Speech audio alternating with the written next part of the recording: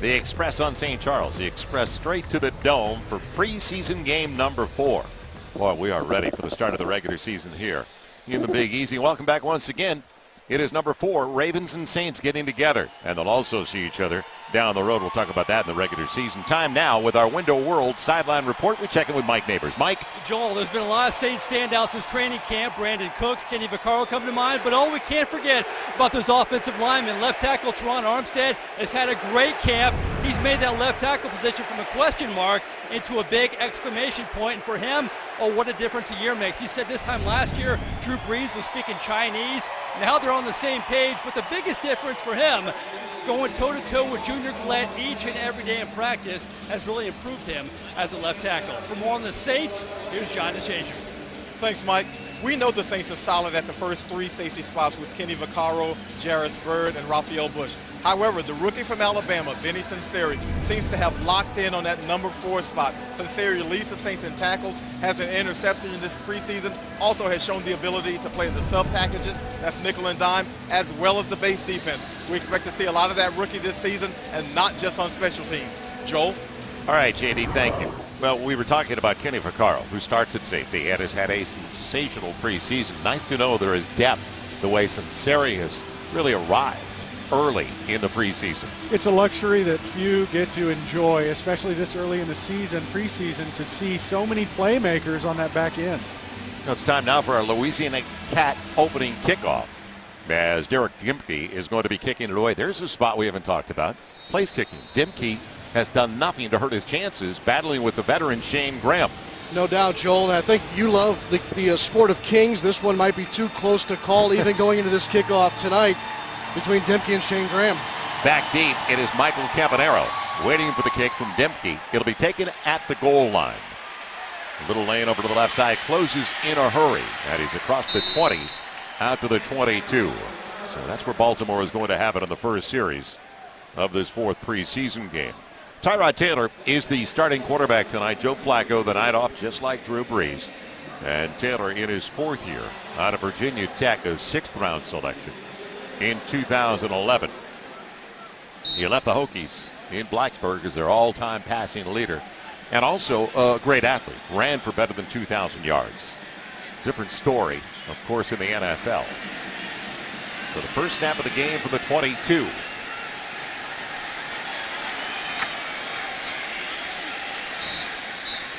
Taliaferro has got the carry on first down. And the players to watch offensively, Deontay Thompson, a wide receiver, along with Campanaro.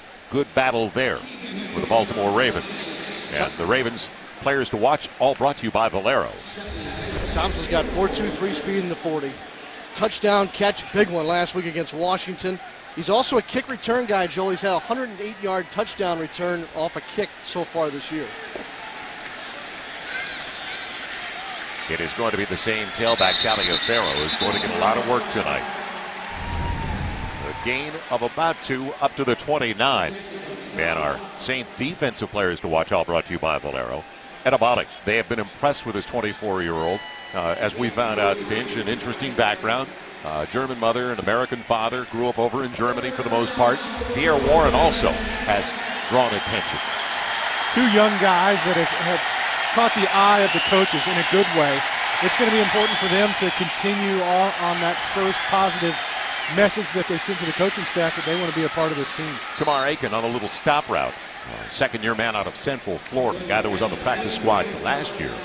Pulls it in front of Patrick Robinson as he's put down Sunseri over on the play. And a first down out to the 43. Robinson just got his first preseason game action, last week at Indianapolis. I thought he played very well. This is a guy that's been kind of beat up during camp. And again, available in a good move by Aiken, working against Patrick Robinson. So big yardage. And a quick delivery by Tyrod Taylor. Well, it starts up with he's got pressure up front. You see him get hit in the face, still able to deliver that ball right in front of Patrick Robinson. But you got Patrick Robinson at one corner and Champ Bailey at the other. Both guys who haven't had a lot of reps yet this preseason that are trying to get some tonight. So all the way down to the 30-yard line.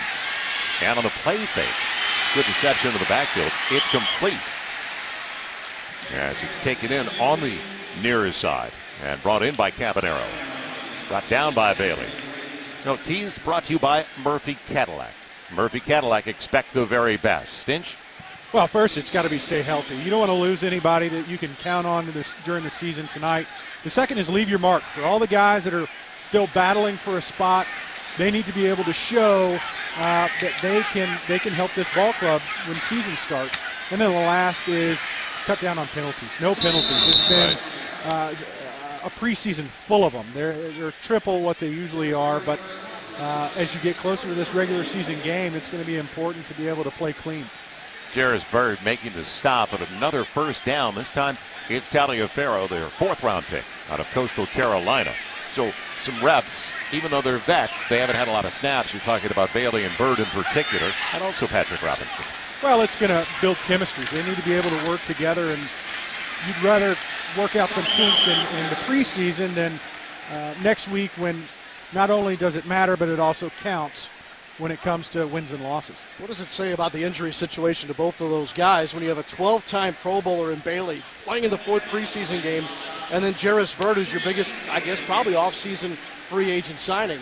Just speaks to what they've been through during this camp. Yeah, the inactivity early cost them, and now trying to get into playing shape.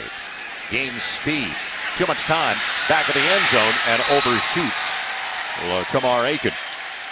Joe, I'm not surprised to see Harbaugh and Kubiak get to the air with Taylor because they know he can run. He can beat most anybody with his feet. They're not so sure about his ability to throw the football up until this throw here where he just airmails this thing over the top. He's been very accurate on this first drive, and they've kind of concentrated on putting him in a position to try and show that he can throw the football. He started back at the Baltimore 22. It's now a 3rd and 8 and a flag on the play for a false start. False start. Number 79 offense. 5-yard penalty remains. 3rd down. Referee tonight, a veteran official at that, Pete Morelli. Man, a flag. Parker Graham, not Graham Parker. And the rumor, but Parker Graham, the rookie out of Oklahoma State.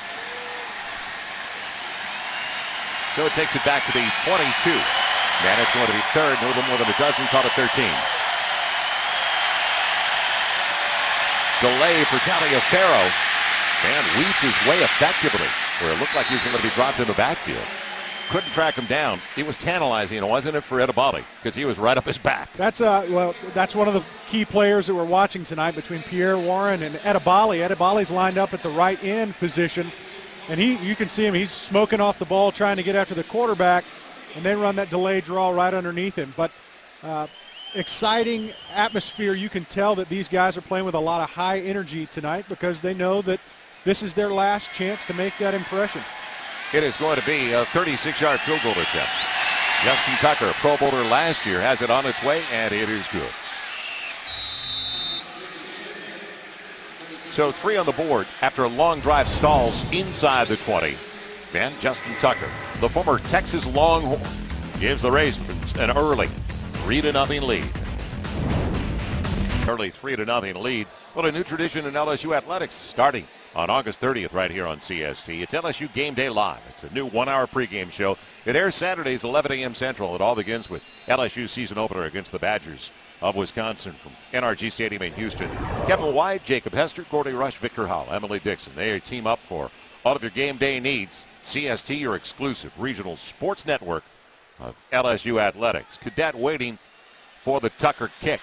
Man, about 6-7 yards in. He's got a nice lane over to the right side. Good return past the 30 and great field position on the first drive of the night. As Tucker was in on the stop, the place kicker, Saints are going to have it close to their own 35. So a time out of the field. McCowan in the offense out there for the first time this evening for the Saints.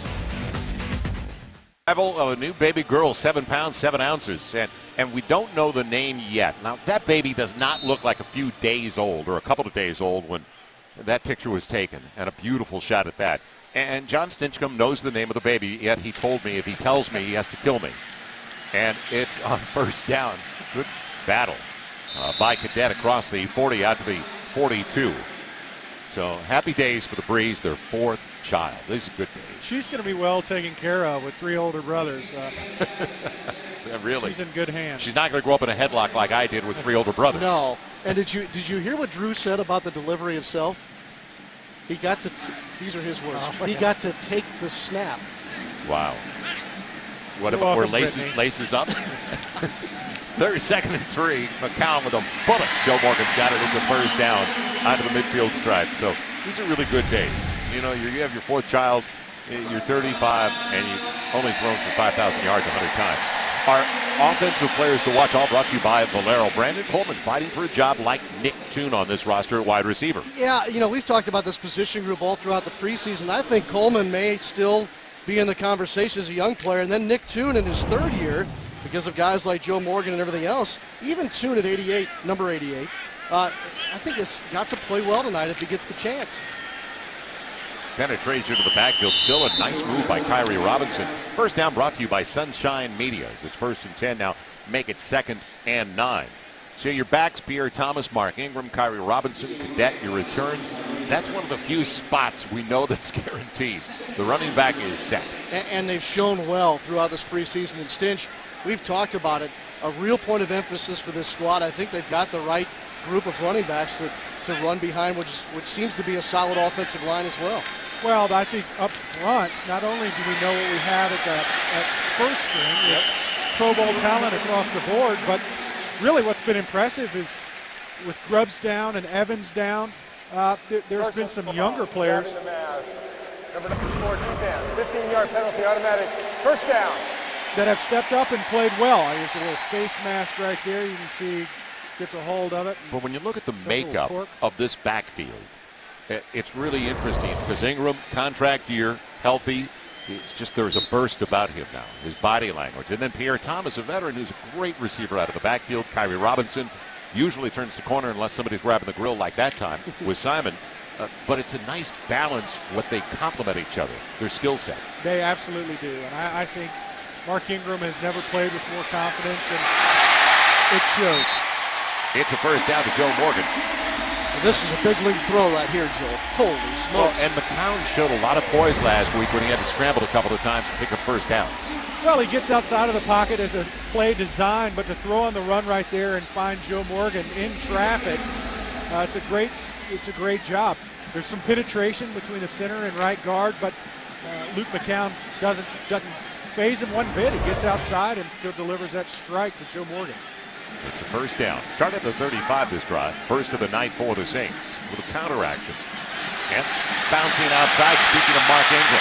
Looks like a different guy. He's got about 8 and a late hit.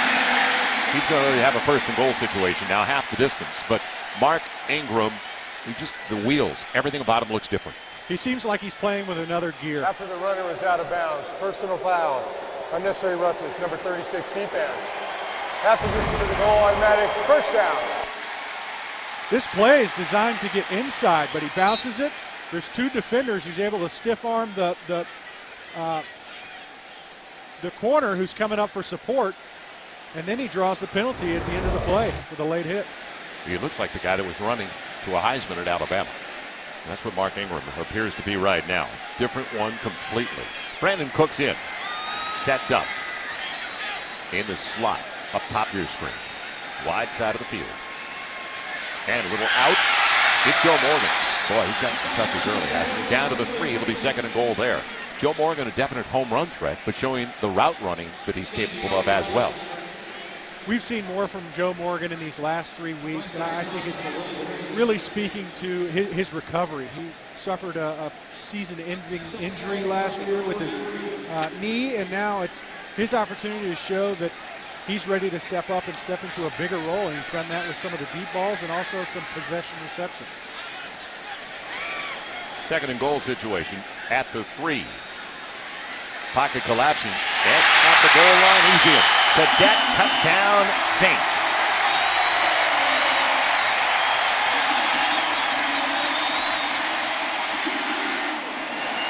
A bullet, and it had to be in tight coverage from McCown. You got to credit Luke McCown. There's a defender that comes pretty much scot-free right in his face. He knows he's going to get a hit, and he still is able to deliver to the receiver. Great job of Cadet getting into the end zone. He's right there at the line, and the ball breaks the plane. That's a touchdown. Looked like Austin Johnson. Take him with you. Last week. Learned a little something. Dimke in for the point after. And an early lead for the Saints. So they answered. They get the stop despite giving up 3 early to Baltimore. And an impressive drive, especially for the quarterback, Luke McCown.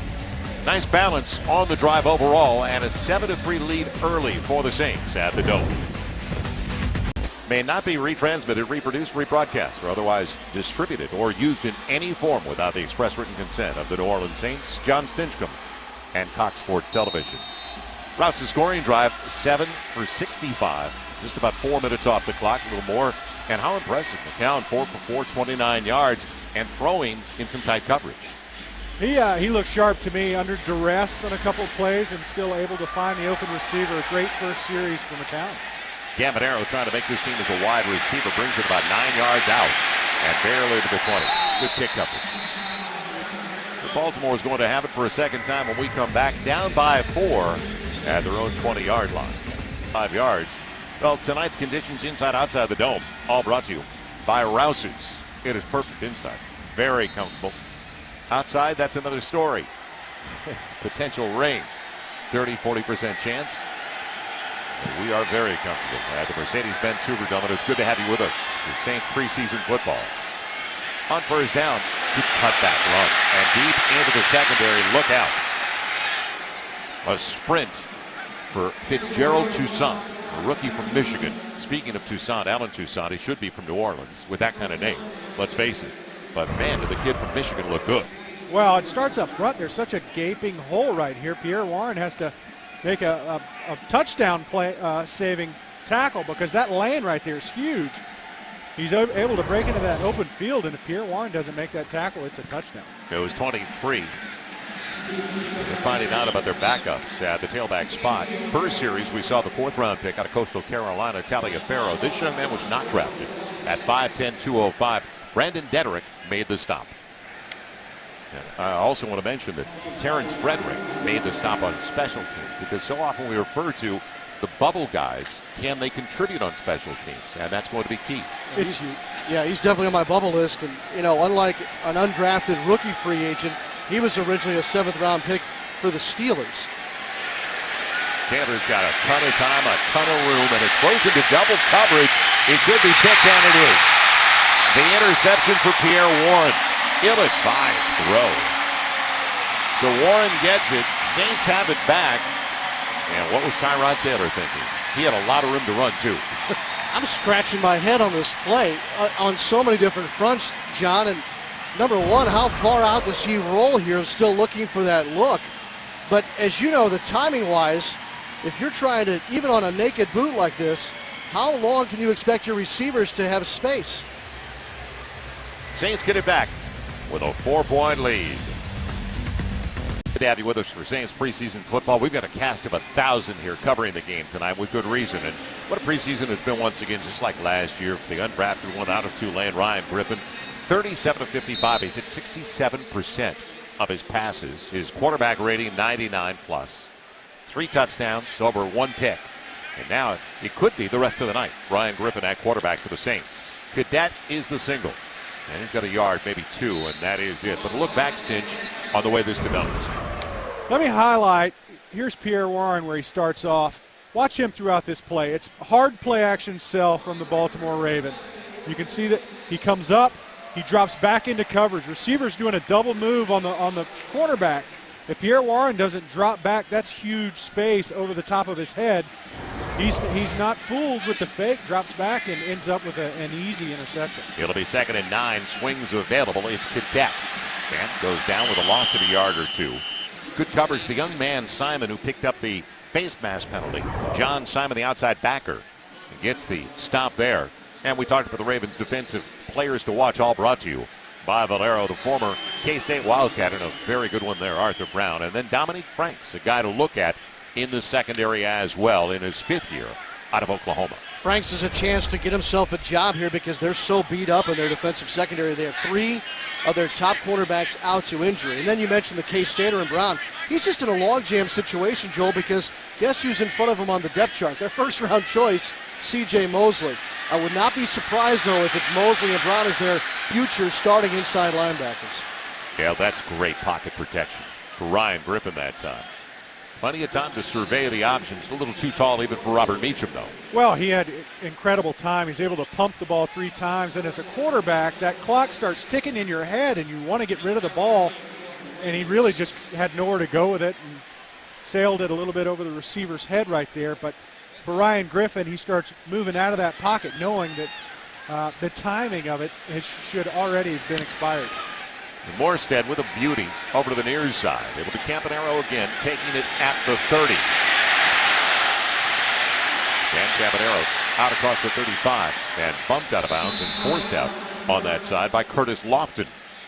Let's head downstairs and check in once again with Mike Neighbors. Mike? Joel, right in front of Pierre Warren when he came to the sideline for the Saints, and this is really what preseason football is all about. The veterans on both sides of the football were the first ones to come up, give him a high five. You could see it in their eyes they were really happy for him.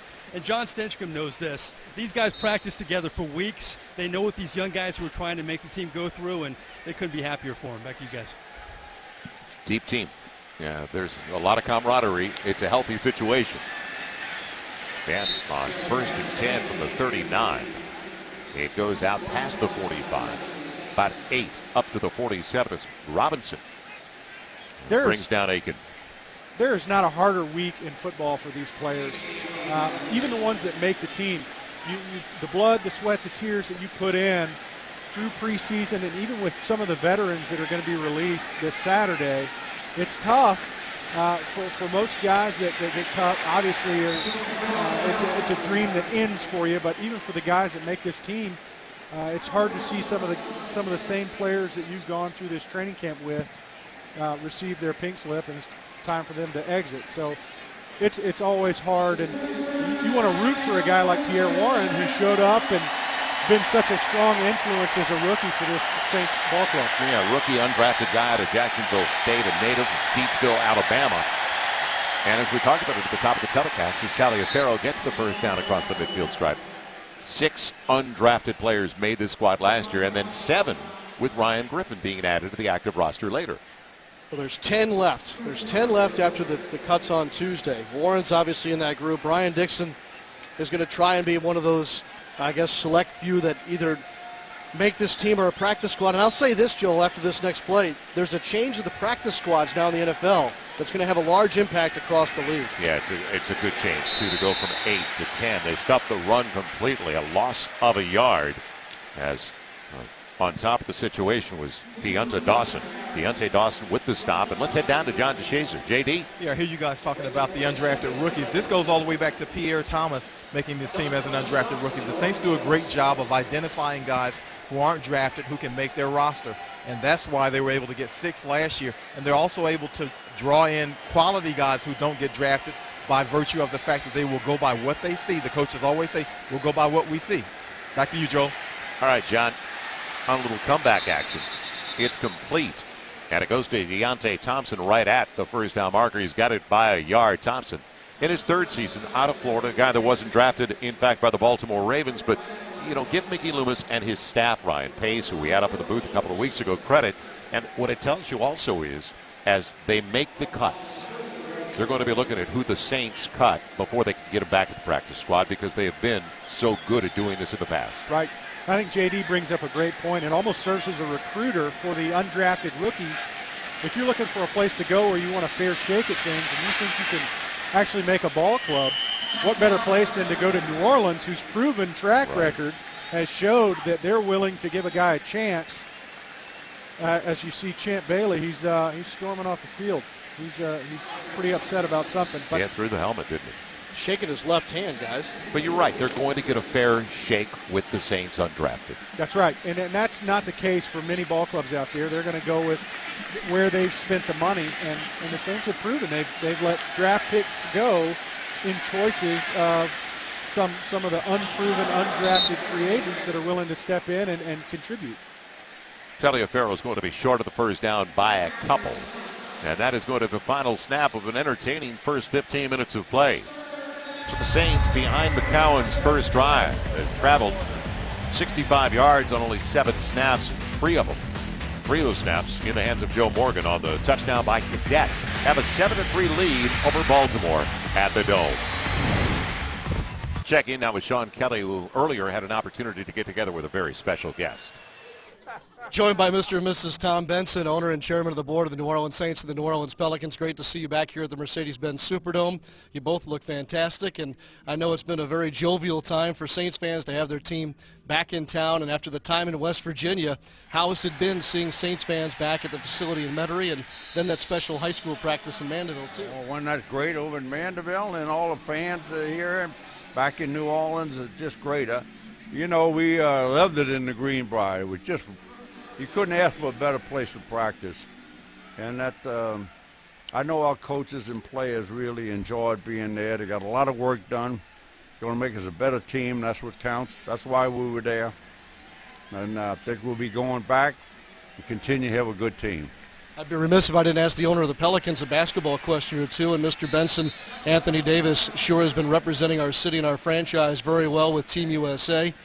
Tell us about perhaps your excitement with regards to Anthony and a healthy basketball team coming back in October. I tell you, you know, our prospect looks really great. It really does. I think that Anthony Davis is playing like he never played before. A lot of the other fellas, everybody's healthy right now, and we keep it that way, we're going to have an outstanding basketball team. And we're going to go forward, too. I predict we'll be in the playoffs. I won't go any further than that right now. I'll take that step, that's for sure. Mr. Benson, the college football season kicks off tonight. Next week at Tulane University, Ullman Stadium at Benson Field will be christened with a game against Georgia Tech. I'm curious as to whether or not you'll be at the football game and your thoughts about being associated with that stadium and that program. Well, first of all, Gail and I will be there.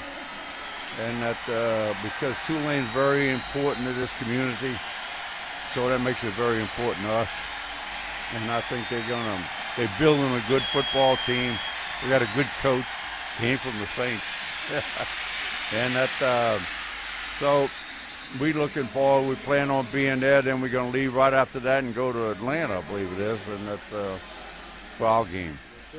We'll be kicking off the regular season. Mrs. Benson, Mr. Benson, Happy New Year to you. It's going to be very exciting. Thank you very much, huh? Thank you all. Thank you, Sean, and thanks to Tom and Gail Benson. I know Rita Benson LeBlanc is in the booth as well. And I am really going to be honored because I'm going to be there at Benson Field at Ullman Stadium. And for all of you that want to check that out, it is going to be, I'm calling the game on ESPN News. It'll be on ESPN News next week. And that is going to be a spectacular setting. Sold out already, so that's an exciting time for all of us. Micrografthairrestoration.com. First quarter numbers. And Baltimore has been able to move the football. They have stalled, especially on that first drive, but they had to settle for the field goal. But this drive, Stinson started back at their own 39, and it's tough to track their quarterback, which really makes it bizarre that he put it up for grabs when he could have run on that one interception. Well, he's proven with this drive alone that he's got the wheels to get outside of the pocket and be a great running quarterback. What he hasn't shown us is the ability to be a great passing quarterback. It was either Walker, and I think it was Walker. Yes, Walker got his paw up there. So Tyron Walker knocks it down. It'll bring up 3rd and goal. Can I add one more stat to the first quarter? One takeaway for the Saints defense. That's 9 takeaways in the last 9 quarters now this preseason. Yeah, that's only 19 after 18 games last year, and that's a point of emphasis for them. So more takeaways needed. We talked about cutting down on the penalties that we've seen early in the preseason. So far, so good there. And now 3rd and goal at the 8.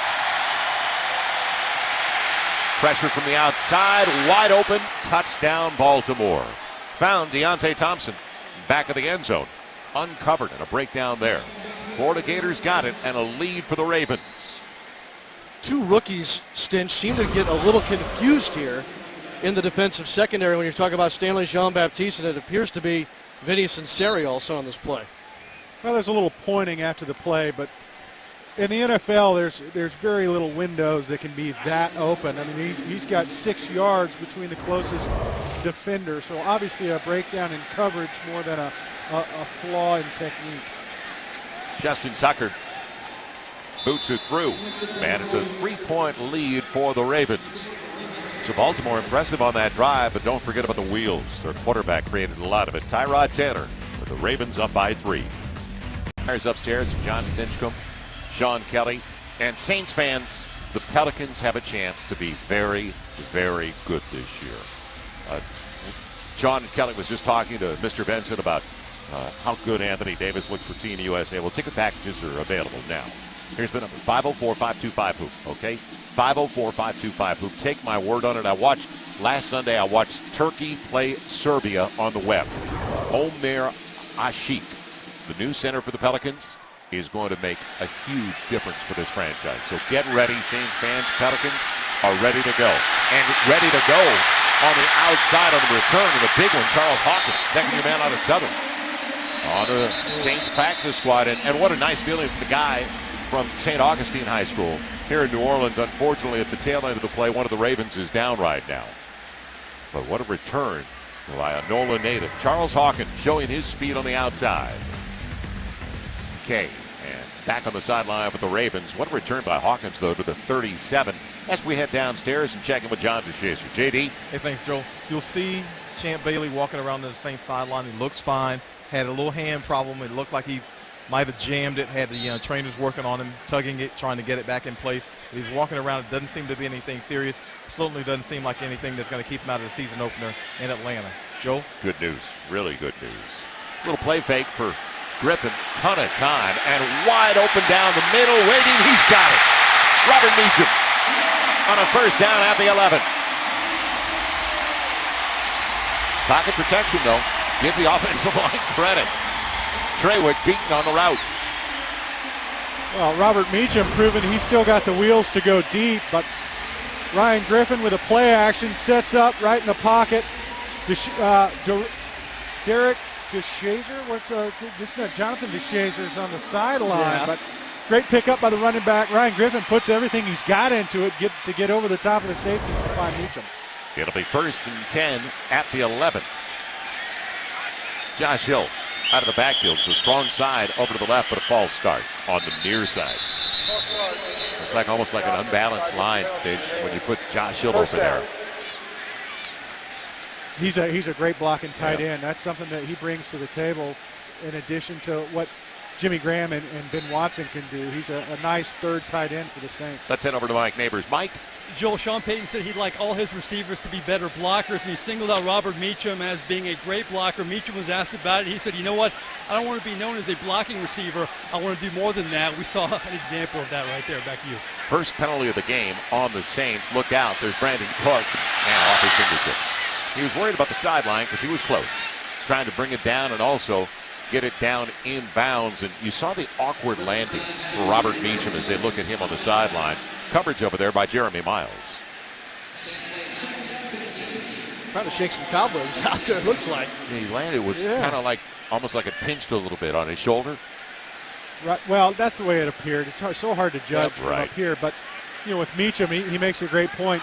You definitely want to be a good blocker as a wide receiver, but first and foremost, you want to be a receiver. So it's something that for any team, you've got to be able to bring more to the table. And same thing's expected of running back. Wow, what a catch. 2nd and 15. How did the ball ever get there? It's taken in by Cooks. Talk about threading it through. It had to be a little dart. Dominique Franks on the coverage.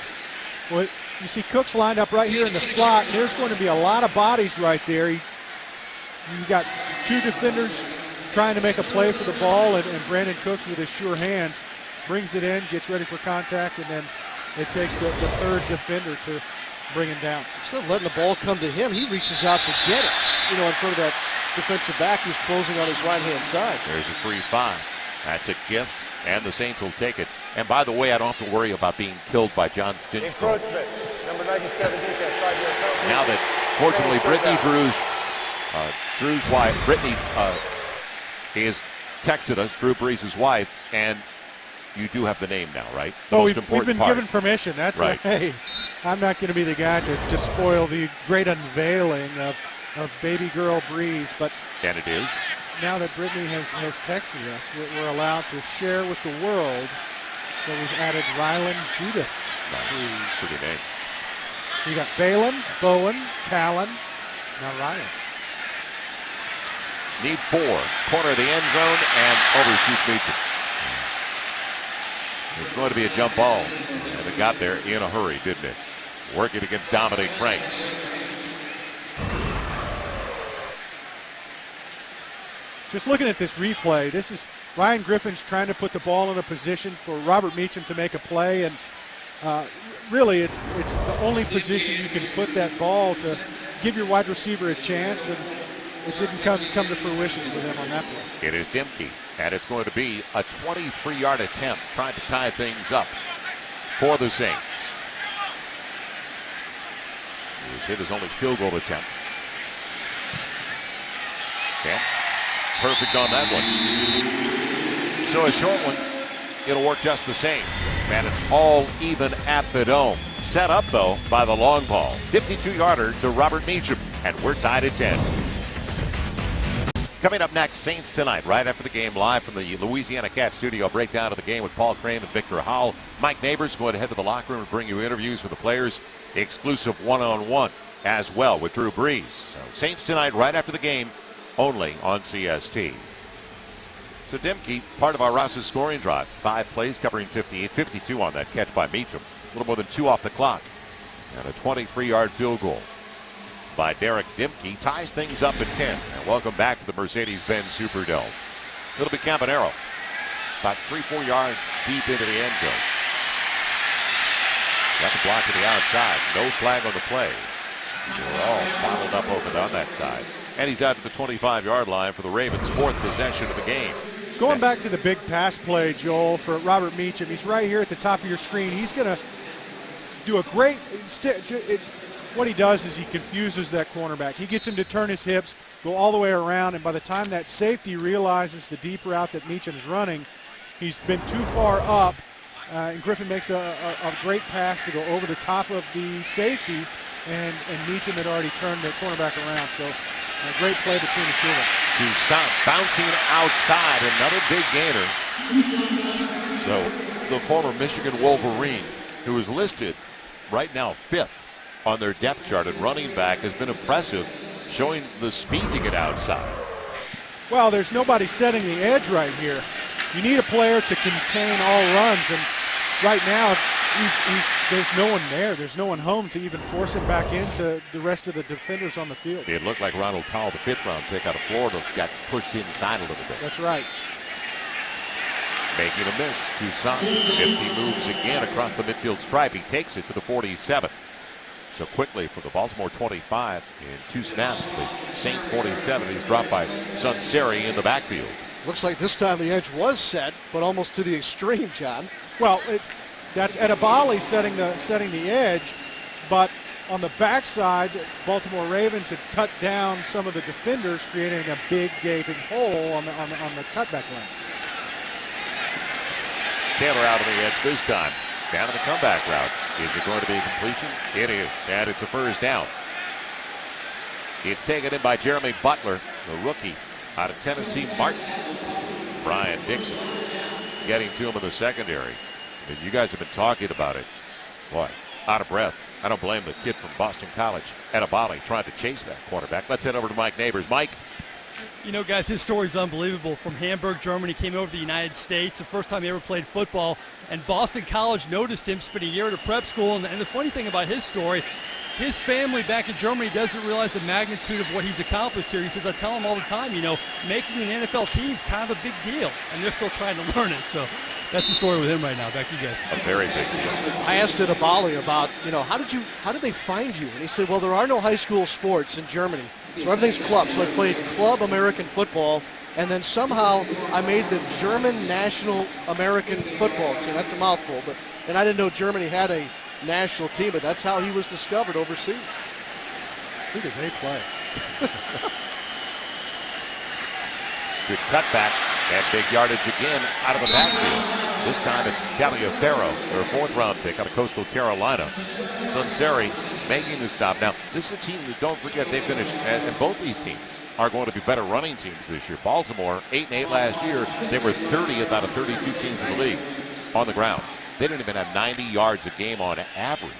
And most of this preseason, they've really struggled running the ball. This is probably their best ground game yet. They've got a 1st and 10 very quickly on a drive that started back at their own 25. It's at the Saints 15. Taliaferro already 55 yards on the ground. Gives it up to Toussaint this time as Toussaint. Gaudy numbers as well. Big time average for him. And he's got it as he dances inside the 10 before he's dropped by Tyron Walker. You got to credit this Ravens offensive line. They've done a great job of covering up the first level, cutting down some of the backside pursuit, and creating running lanes for these running backs to plant and cut both front side and backside of plays. It seems to be like they're getting to the second level with ease right now. Toussaint stays in there. 6 carries for 59 yards. And former Michigander. He's got a quick kick-out block. Kind of indecisive. Good pursuit, though, down the line by the Saints to make the play. As he's put down, Sunseri again closing well. Yeah, looking like the linebacker he played in high school and then the strong safety up in the box in college. This is where he's most comfortable, guys, on the ball and playing in the box up close. I really think that Sunseri's got a chance to have significant playing time here in his rookie year as a nickelback for the Saints. He definitely has shown up in the run game. He's dropped into coverage a few times, made that interception a couple games back, but in the run support, he's definitely shown that he's capable. Batted down to the line. So Taylor needed a little more than 3, almost 4 on 3rd down. And after big plays, and that's the second time that Walker has batted it down and read the, you don't get the penetration, read the eyes of the quarterback. Well, credit Tyron Walker for getting his hands up. That's 2 for him, batted passes, and what's been successful for the Ravens is being able to run the ball, but they haven't been able to cash in at the back end with touchdowns. Tucker, the former Longhorn, all he did was hit a 61-yarder, a game winner against the Lions last year. He had 6 that game. It's going to be a 27-yarder, and it is perfect. So 27-yard field goal from Pro Bowler Justin Tucker, and the Ravens back up by 3. Our drive, most of it on the ground. Took about 4.5 minutes off the clock in Baltimore. By way of a 23-yard field goal, has the lead once again. Time for our Raising Cane's Chicken Fingers trivia question. And I'm in the mood for some fingers right now. Brandon Cooks drafted in the 1st round by the Saints. The last wide receiver the Saints picked. Do you remember that in the 1st round? Yeah, I think I might. Stinch, you're on the clock. Okay, I think I got this one. Whatever he says, I say. Rouse's scoring drive. Tucker's got the lead. He's got the kickoff. And we've got 5 minutes and 19 seconds left in an entertaining first half. Hawkins back deep. St. Aug guy, we talked about that, and he had a good return in his last one. I don't think he's going to be able to bring this one back, though. Tucker got serious. Yeah, he got all of that one, no doubt. So the Saints are going to have it 1st and 10 at their own 20. And Ryan Griffin back in there at quarterback. This will be his 3rd series. If you joined us late, first series of the game, Luke McCown was really efficient. 4 for 4, 29 yards, but just poised, settled in the pocket. Made some nice throws. Joe Morgan, in fact, caught 3 of the 4. And now Ryan Griffin, his opportunity. He definitely capitalized last preseason. Keep your eye on Toon, Joel, top of the screen, in for the first time. A lot of people, Sean, are waiting for Toon, the 4th round pick from 3 years ago. Got to pick up the outside. They do. Okay. It's dropped. So Well, it was there. It was there, and as you look at Ryan Griffin, he's once again he's under duress at the end of this play, but he's grown leaps and bounds from where he was at last year. You look at his maturity and his comfort in the system. I think it speaks volumes that he was even in a quote-unquote quarterback competition with Luke McCown, who has done nothing but impress this preseason also. But both these quarterbacks have really done a great job of stepping their game up from last year, and especially with Ryan Griffin, the improvements that he's made. And to the point where if Drew Brees goes down, and bite my tongue, Ooh.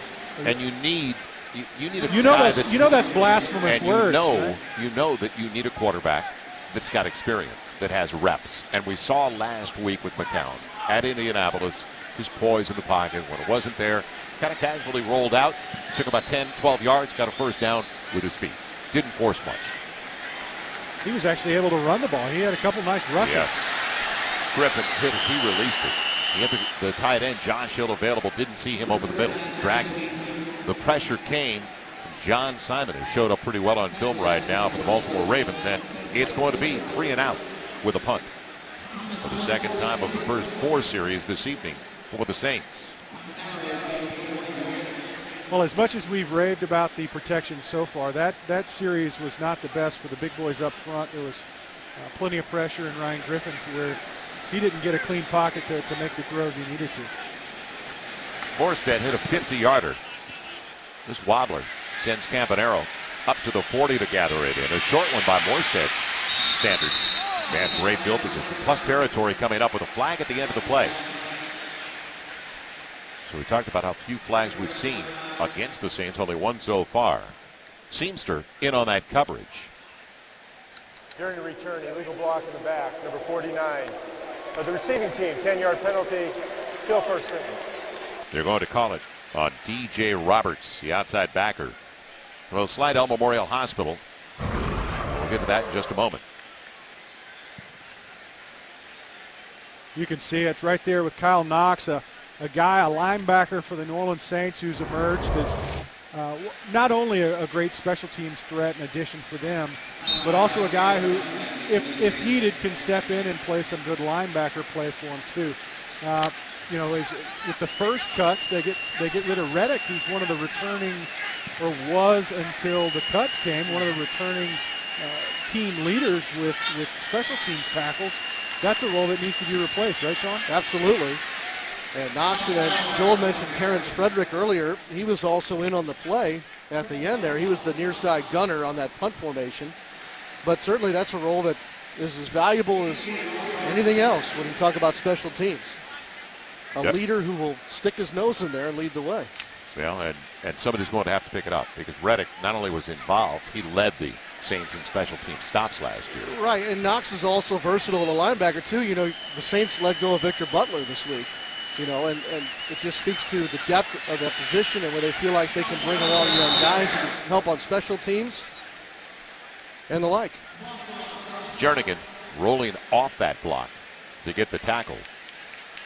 And check that. Glenn Foster actually rolling off. Glenn Foster on the stop. Well, Slidell Memorial Hospital, we're powering once again the CST Twitter account this evening. So you can ask John Stinchcomb, also Victor Howell, everybody in the studio. It's on the Twitter page from the Louisiana Cat Studio. And the Twitter is @CoxSportsTV. So it's powered by Slidell Memorial. But if you've got a question for Stinch, go to @CoxSportsTV. Now on 3rd and a deuce, tight end's got it. At a first down for the Baltimore Ravens, going to Nathan Overbay, the second-year guy out of Eastern Michigan, tracked by Davis. 3rd and 2 situations usually pretty manageable for an offense. You've got options in the run game and the pass game, and you know, a 6-yard pass play with your tight end crossing in front of a linebacker is a pretty easy choice for the Ravens right there. Pretty high percentage play. Dime coverage in the secondary. You've got all those guys back chasing receivers. That little sweet spot just over the top of the offensive line.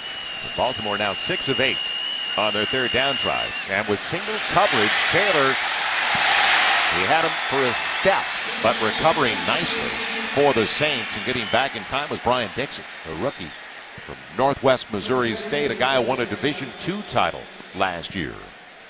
He looks beat early in the play here, John. There's no doubt that he shows some closing speed here, how quickly he catches up to put a hand up and deflect this pass. It's a great play by him to not only play the ball and recover off a wide receiver who'd gotten a step behind him, but he's a guy who mentioned this week he wants to make his mark in special teams. And you can't just be a special teams guy or just be a reserve cornerback when you're not the guy. So for Dixon to make this team, he needs to show that he's versatile enough. If needed, he can step in as a quarterback, but also can add some real value to the team as a special teams guy. And his twin brother's trying to make the New York Jets right now. His twin also survived their first big cut. Can you imagine what that'll be like? Those two guys talk every day. That's what Brian told us earlier in the week. Can you imagine their conversation on Saturday night if they both make their respective teams? So good story for the Saints. And a guy that we've talked about it, one of those bubble guys, but the opportunity is definitely there. Likeable. I don't regret buying him lunch today. That was actually pretty nice of the big fella. He's an interesting fact that Luke McCown's the fastest guy in the NFL. Who knew? Well, I said to you, he was gliding along last week in Indy, wasn't he? That's it. He looked fast enough to me. He did. He's a rushing threat. Nobody knew it, but old Zach, he's a great player and a good friend, and I appreciate his kind words. Taylor showing his escapability makes it 7 of 9 on third downs for the Ravens. So Baltimore, they have moved the football efficiently. They have stalled in the red zone and had to settle for a couple of field goals, but Taylor has definitely got some good feet. Well, not only the running backs have been successful, but as a running quarterback, he's a big-time threat. Tyrod Taylor has shown time and time again that he can get outside of the pocket when they've moved him, and if he doesn't have anywhere to go with the ball, he's been able to leave the pocket and gain positive yards. The completion over on the near side to Jeremy Butler, a rookie from Tennessee Martin, and good recovery by Trevin Wade, who put him down immediately for a short gain, a gain of only about 3 coming up at the break. Victor Holland and the crew will be in the Louisiana Cats studio at the break. So now it's going to be second and about 7. Middle of the field too high. Deontay Thompson had the angle on the little turn in, the little slant, but too tall from Taylor. So we've seen the inconsistency from Taylor. The one thing that you could not deny is his brilliant athleticism. Wow. You can see why the Ravens have a roster spot, and they really want to see, can he make these throws? But what's been most impressive about his game so far tonight is his ability to run and rush the football. And aside from that one pretty wide open touchdown he's thrown, he hasn't really made that many competitive throws tonight. It's behind an available tight end. He wanted Crockett Gilmore, the rookie third-round pick out of Colorado State. Vinny Sunseri made sure that he was not going to be able to bring it in from behind with one hand. This is Taylor again. Here's his opportunity to find a tight end, a little out route right there. Sunseri makes a great shot to make sure that this ball doesn't get brought in. He's a physical safety. He doesn't mind putting his hat in there and getting a little physical. He wants contact. Yep. 45-yard field goal attempt for Tucker. He's already got a couple in the game. Snap came down late. It doesn't make any difference for one of the very best who went 38 of 41 last year. Pro Bowler Justin Tucker. A guy out of the same high school, don't forget, is Drew Brees. Austin's Westlake High School. That's right. I didn't think about that. Yes. You are quite the wealth of knowledge, my friend. Well, when I saw that, because, I always read the bios and also the personal stuff, and I saw Hamburg, Germany, and I've been to Hamburg a bunch. That's why Ed Abali kind of been there for it. And that's a beautiful city in northern Germany. So he's an interesting story, but Justin Tucker, what a place kicker. We're spoiled with Morstead as a punter. Now, our Raising Cane's Chicken Fingers trivia question. Brandon Cooks, first-round pick, of course. Last wide receiver the Saints picked in the first round. Any guesses? Yes. Don't need to guess. I think I know this one. It's Robert Meacham. He's already made a play tonight, but I was pretty firm on that answer. I got that one. So I'm not much of a trivia guy and feel pretty proud when I can actually get one of these right. The most firm I've seen you so far was with the oatmeal raisin cookies and the chocolate chip cookies. You can't tell them all my secrets, Now Joel. you're solid with your Meacham pick. 2007, a rousing scoring drive. It started back at the 41 for Baltimore after the nice return. Markoff brought it back. Charles Hawkins is waiting back deep, but it culminates in a 45-yard field goal by Justin Tucker. The last time John Harbaugh was in this building, you remember? 34-31. And he beat his brother Jim for the Super Bowl. That's the last time this team was in the Superdome. So only good memories for the Baltimore Ravens. They couldn't wait to come back to New Orleans. Hawkins in the end zone. Boy, brought it out. I thought his foot was on the back line. Looks like a pretty good decision, doesn't it? Hawkins across the 25, hangs on. A little congestion. The kid at 5'8". He is really light, but look at the guns. Can he ever run? Well, you can tell. He's looking to make a play. Right. He doesn't want to just get the easy touchback. He's 6 inches from that back line and decides to take it out. He's just trying to show that he can bring more to a ball club. Is it the New Orleans Saints? Is it one of the other 31 teams that's evaluating this film? Saints first down brought to you by Sunshine Media. It's at the 27. A little 2-minute drill now with only 35 left on the clock. And slight delay. Cadet almost broke it for a big one. You got about 8. Cadet's a great athlete. He's a guy that they want to get into space. He can play slot. He's a return guy. He's a good running back. So he brings a lot of different options to the Saints ball club. Meacham, or check that, Joe Morgan rather. Got the first down. How about a timeout? Yes. Saints will call a timeout. Good experience. I know there's only 12 seconds on the clock, but if you can get a good one down the middle, stop it again because you know they're protecting the boundary. As the play was made by Tremaine Jacobs in the secondary. But still, good for Griffin to get these reps. And you just talked about the versatility of Cadet. He throws the key block to allow Griffin to make the throw in the backfield. So Cadet, we know what he can do in the return game. Also the 4th tailback for the Saints. Saints come in off an 11-5 season. The key, home field advantage. That is got to be the motto of the entire season. Home field for the postseason. After last year winning on the road, of course, but then losing in Seattle. Griffin, middle of the field's there. Cooks has it, called a timeout. And they'll stop it with 5 seconds left. It's usually a guarantee they're pushing the inside in the 2-minute drill. With timeouts in your pocket, you've got more options. But this ball from Ryan Griffin, he overthrows it. There's safeties over top. There's linebackers underneath. It really has to be a precisely placed ball, and he's able to find Brandon Cooks between both levels. So Dimke comes onto the field. He's already got a 23-yarder tonight. 3 field goals the other side by Tucker, though. 27, 36, and 45 yards away. And now this is going to be a 54-yard attempt by Derek Dimke to get some points on the board. As the Saints are down by 6. He's shown in practice he has plenty of leg for this. He pushes it. Started out to the right. He had enough distance, but it never drew in. Now there is a flag and another opportunity. So he gets popped at the end of the play. An old mulligan in the golf game. I need a small bucket. Ooh. And boy, that is dangerous. And the half can't end on a penalty, so here you go. Here's your second opportunity. So Dimke trying to make it out of Champaign-Urbana, the Fighting Illini. They're manageable this time. It'll be a 49-yard attempt. Draw it in. It's perfect. He's got it inside the upright. So a 49-yarder by Dimke doesn't hurt his chances at all. No. It's nice to have a second shot at those, too. So we saw the distance was good from 54, but the direction, that's another story. Gets the second chance out of the hold of Luke McCown. And it looks pretty good for the kid trying to make it. He got it inside the upright. He knew it all along.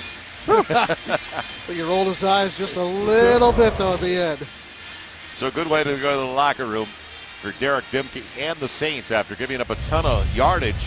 Currently down by 3.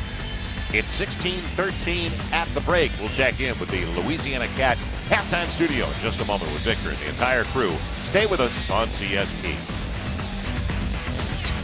To make the guys on the bubble, guys have helped themselves. There's no question about that, like Traveris Cadet. I think Cadet's a guy who's shown up in game 4 that he's ready to make plays, and that's what guys need to do. Leave your mark. You want to show up and show that you can be reliable. He's made plays in the special teams. He's caught a touchdown, and he's hit some nice holes too. And Sean, we talk about Ryan Griffin, an opportunity now for him again in the second half. Absolutely, and he comes in strong after what we saw from Luke McCown earlier in the game. And I think he has some choices to throw to guys who are fighting for jobs. Charles Hawkins showed us something on special teams. Sure was good to see Pierre Warren defensively for the Saints. Yeah. And then Derek Dimke's done a lot for himself in his position battle with Shane Graham, no doubt about that. So the Saints are going to have the ball to start the second 30 minutes of play. Time now for the Rouses' second half kickoff, the last part of the preseason. Boy, it's so difficult. And John, you know, as a guy that played at a high level in this league, every time you step on the field, you don't know if it's going to be your last time anyway because of injuries. But then also, as they say, and Charles Hawkins almost to the back line of the end zone again. I don't blame him for bringing it out. To get to about the 20, now you have to also deal with the Turk, as they call him. Yes. From 75 to 53, and that's what they're going to do next 48 hours. So it's at the 20. Time for a Window World sideline report. Let's head down to John DeShazer. John. Thanks, Joel. A couple of likes for Coach Payton in this first half. He liked the tempo in terms of the substitution pattern. A lot of fresh bodies rotating in and out for the Saints. Also like the fact that the Saints didn't commit a whole lot of penalties. That had been a problem in the first preseason games. The dislikes, the running game on each side. They're giving up too many yards, so they want to do run fits better on defense and offensively. They want to be more effective in terms of gaining yards on the ground.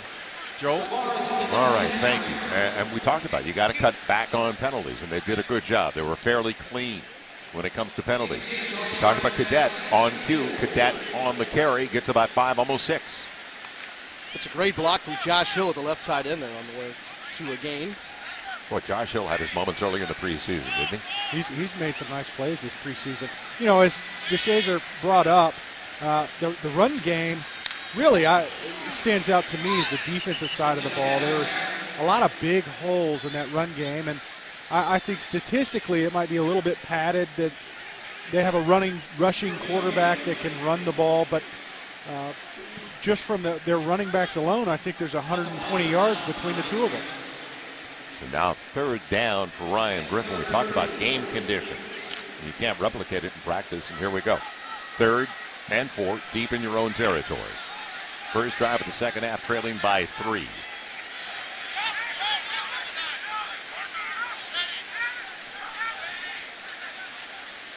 Out of the gun.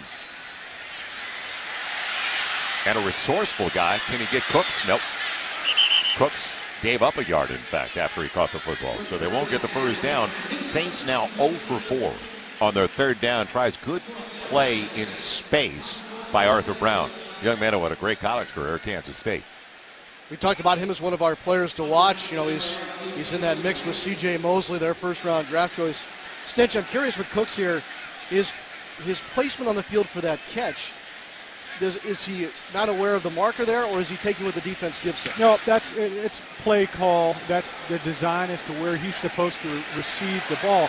Ryan Griffin was able to move in the pocket to extend the play, but there's a flag on the punt there. But for that particular play, not every route's going to be across that. During the kick, holding. He's having technical difficulties too. Listen to him.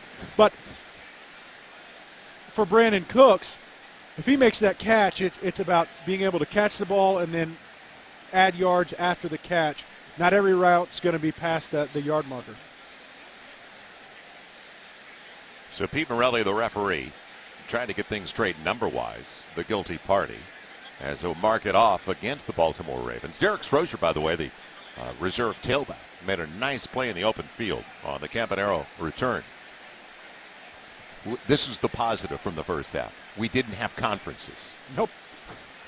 Few penalties, no turnovers. There was a lot of positives to take away from that first half. There were fouls by both teams during the kick. Holding, number 17, the receiving team. Unsportsmanlike conduct, number 16. Player went out of bounds, did not come back in a reasonable time. The penalties will offset, and it'll be fourth down, repeat fourth down. Yeah, kick it all over again. So after a nice return by Campanaro, who's trying to make the team as a wide receiver. Their 7th round pick out of Wake Forest. He was a guy who was second team All-ACC the last 2 years. He's going to be back once again with a chance to impress because he is fearless. There's no question about that. They want him to be their slot receiver, and the people in Baltimore want him because he's a Baltimore area kid. I mean, it's a really good feel-good story. Campanaro has been kind of like grinding through camp, and finally last week against the Redskins, finally got his first reception. And here, Joel, as you mentioned, in a return role, he's been in that role all night long, whether it be punts or kickoff return. Morstead back at about the 15. Very high one. Good hang time. And a fair catch. So a good change for the Saints field position-wise on the second opportunity by Morstead. And the Ravens have it for the first time when we come back at their own 25. Pelicans app. And if you go to it, you can find out about one of the best stretch fours in the NBA and one of the best three-point shooters in the NBA, Ryan Anderson, who's downstairs now with John DeShazer. JD. Thanks, Joe. We're here on the sideline with Ryan Anderson, Pelicans power forward, who will be this year's three-point champion and sixth man of the year. You heard me call it here first. No pressure. Ryan, he's coming back from surgery. So, Ryan, tell us about the injury, the surgery, and where you are in the rehab process. I feel great right now. I went through physical therapy, got cleared to practice with the guys. I can't play contact basketball yet for another month, but I feel great. Surgery went really well. Really fortunate to have a great doctor out in LA, and just everything's going really smoothly. I feel great. It's just great to be back, though. It seemed like a really freakish injury. I mean, was it the kind of thing you don't normally see on the basketball court? Yeah, it was a weird injury. It was something that he just hit me in the right spot, and it kind of gave me whiplash, and I never felt any pain like that before, so I knew something was up. But you know, the good thing is I'm bouncing back and recovering. I feel great. I can't wait for this year. Now, this team is healthy right now. What do you expect from the Pelicans this season? Like you said, a healthy season is going to be a good season for us. We just have so much talent, so many new pieces, and we're going to be an exciting team to watch. Go to Pelicans.com to buy tickets. That was a little pitch. I had to do that. Please go to Pelicans.com. We're going to be a great team. Come on, guys. I love it. Now, you've had a chance to watch Anthony Davis this summer. Obviously, you know more about him than most people, having played with him and against him in practice. What do you think about what AD is doing for Team USA? He's a heck of a player, and he just remains humble, which is awesome. He's just such a good guy, and he's getting stronger.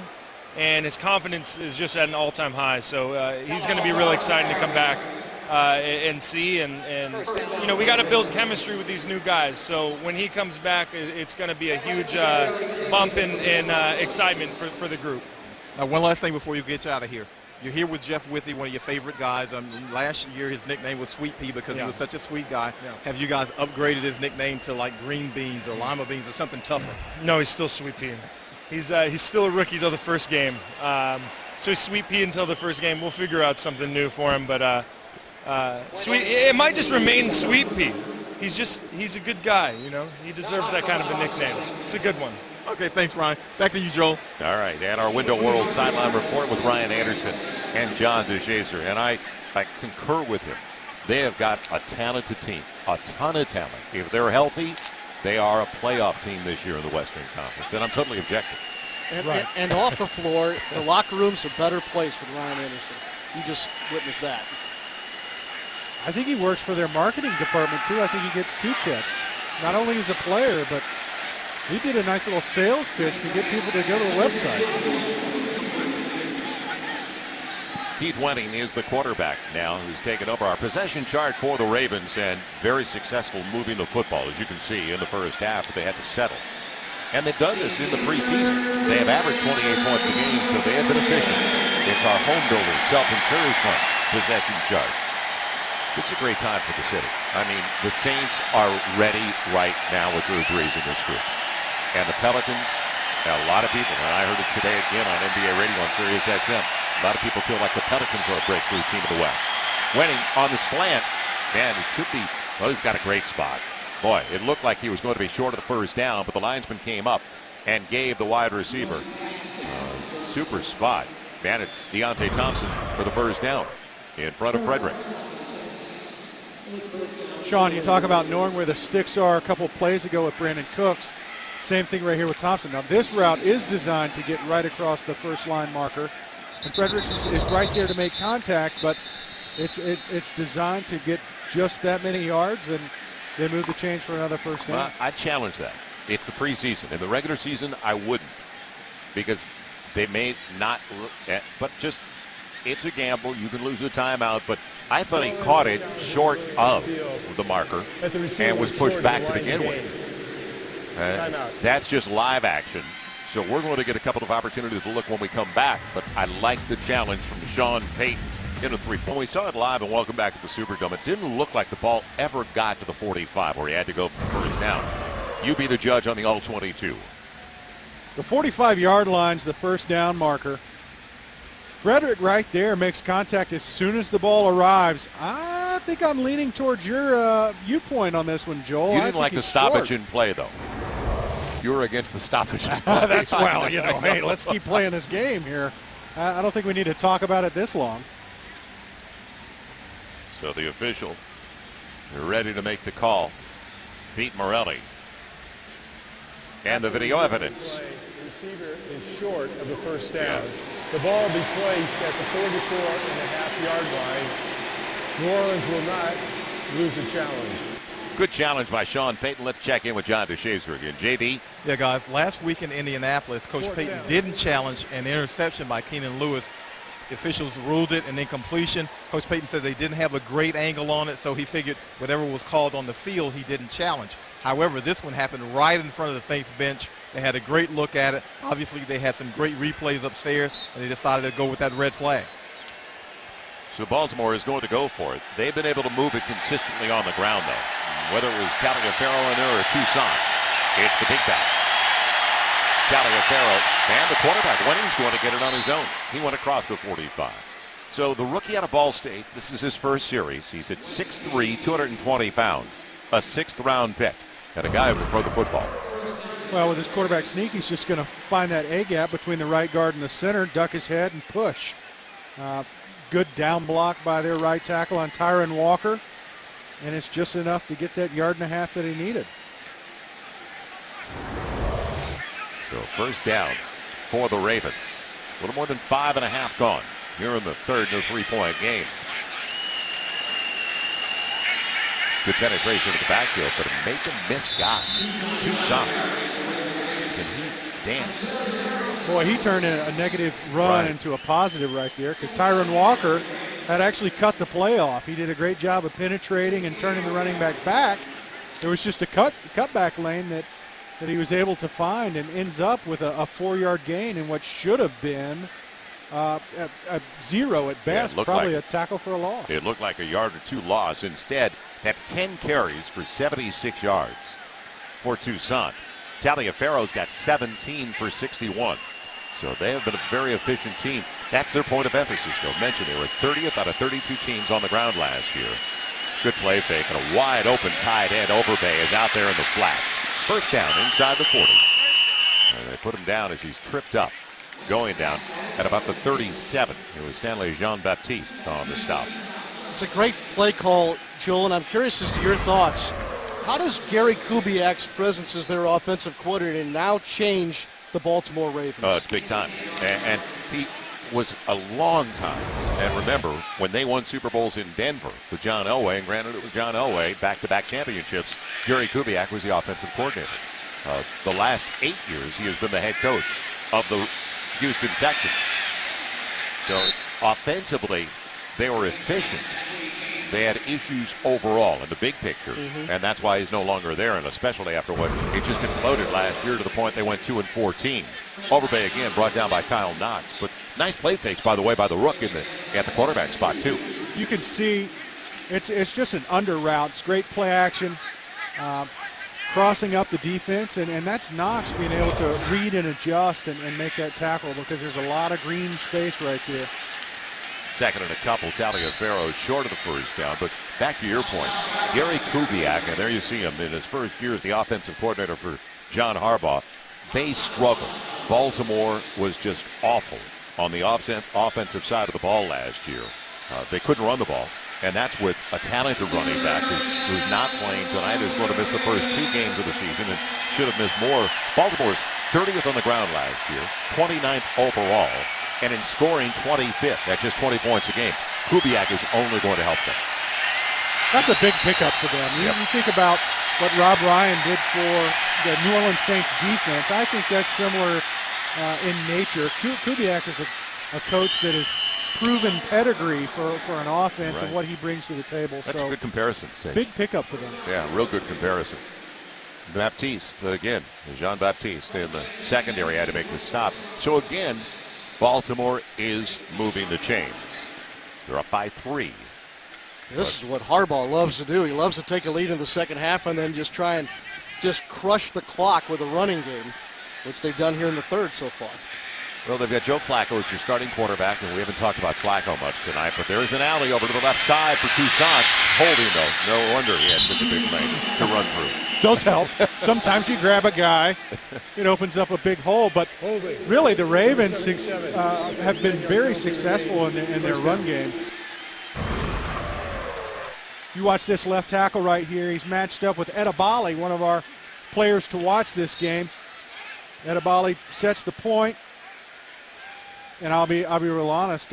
Maybe they saw something I didn't, but not much. I let that one go. Of course you do. Hey, listen. But there was not much. It was past the point. Yeah, he's offensive lineman. It's got to be a lot of jersey being pulled for me to throw a yellow flag. 7th penalty on Baltimore. Call is a screen, potentially a big one.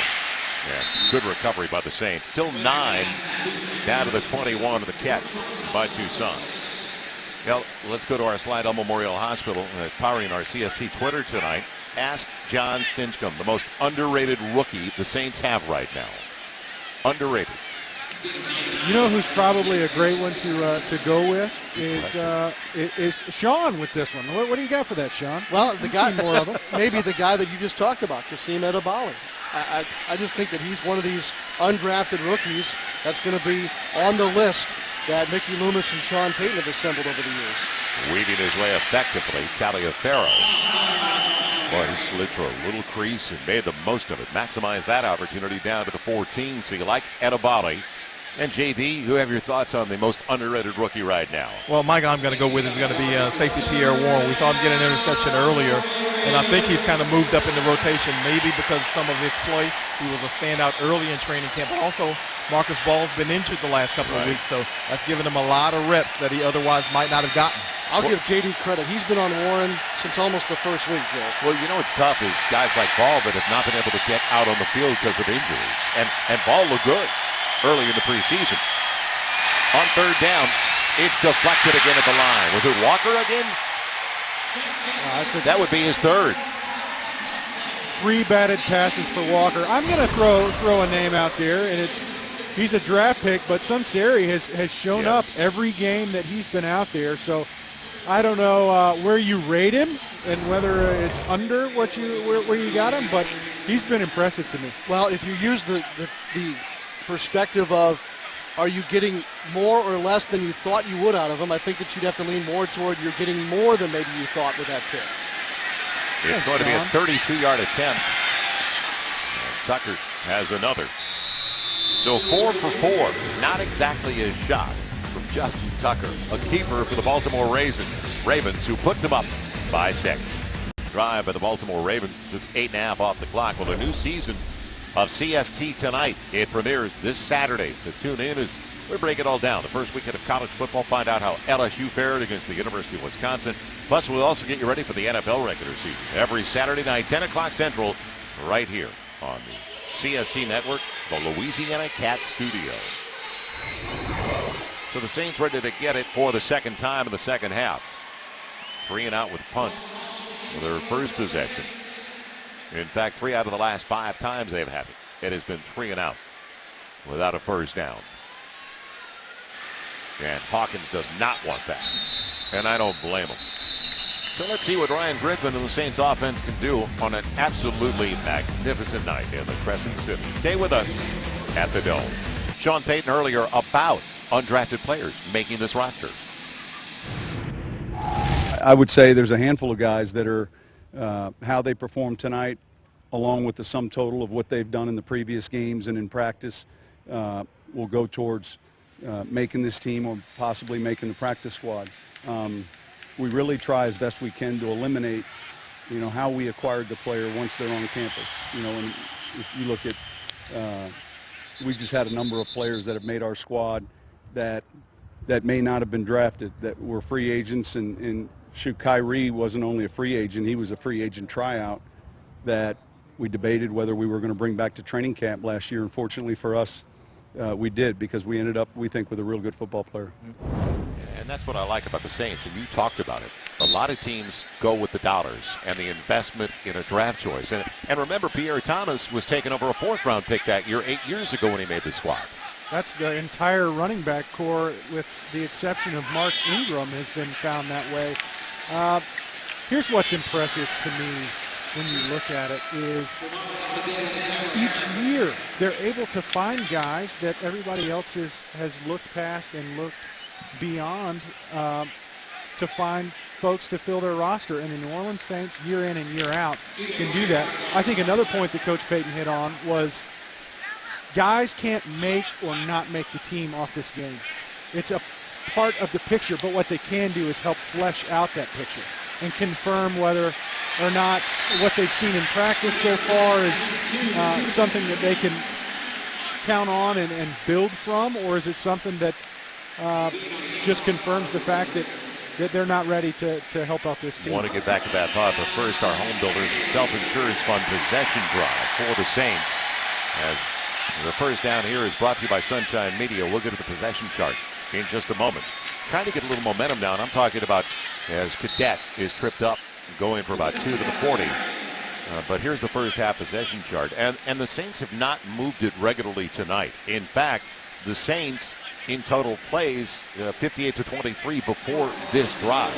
It's been dominated. The ball and possession has been dominated by Baltimore. But I do like the fact that they don't look at draft picks, and there's no automatics here. Everybody's on a level playing field. Yeah, I totally agree. And I think that some of this also has to do, John and Joel, is the fact that you have a culture and a winning program, and those potential finds also have to agree to come to you. You know, when you are making those phone calls as soon as the NFL draft is over, trying to find some of these diamonds in the rough, if you will, it's not like you get to draft them. They have to agree to come to your program. And I think there's something to be said about the reputation that we develop players in New Orleans, and the fact that you have a chance to come be a part of something special goes a long way in getting some of these guys that are on the fringe of the draft or that maybe somebody overlooked. Neutral zone infraction, number 79, defense, 5-yard penalty remains, 3rd down. To come to your program.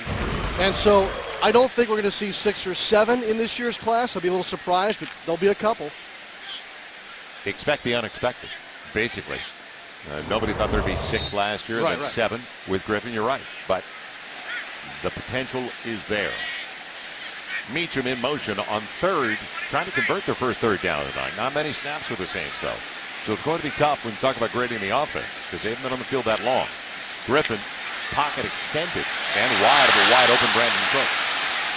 So Cooks had lost the D-back on that play. Anthony Levine, the safety, who never saw the ball coming.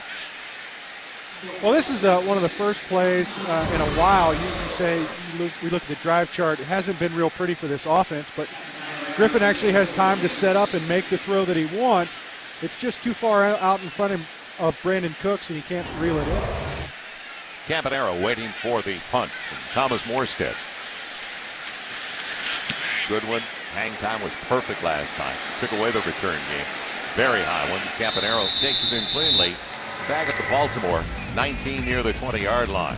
So the Ravens on top by 6. Get it back. And she let us know the name of the new baby.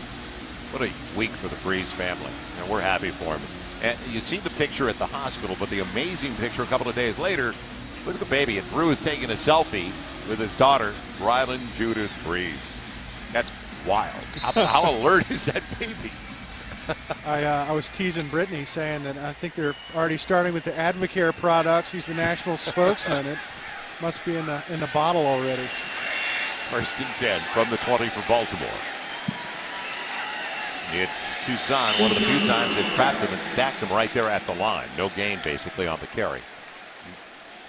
Joel, just take a look at Drew Brees for a moment here. He knows he's not playing in this 4th preseason game, but yet he has the eye black on, the hat's ready, shoulder pads are on. It's almost like, hey man, you never know.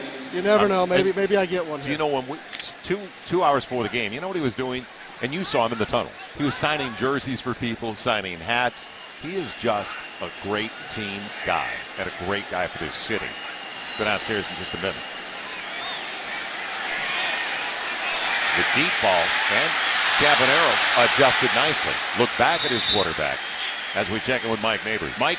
No mystery in the Breeze family.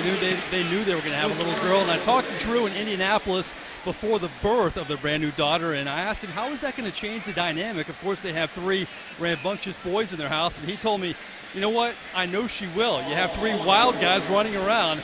Hopefully, she'll calm things down a bit. We'll see. Back you can. These are the best of days for that family. He said earlier this week that back when he and Brittany got married, they had planned out, boy, wouldn't it be great if we could have 3 boys and then a girl? And then he does exactly that. He just willed it to happen. That's where I'm going with this, I guess. I'm not sure. But well, he's willed his team to a Super Bowl and a few 5,000-yard seasons, so I don't put anything past Drew Brees. And my favorite part of it is, and Sean Kelly can attest to this, I live on sunflower seeds. Oh, you do? I do. Every night on the plane? Yeah, yes. I live on seeds, and he's pulling seeds in a cup, and I live on them, so I'm right there with him. I did a bag on a plane recently. People looked at me like, is he sick? He's using the air sickness bag. It'll be second, Van Long.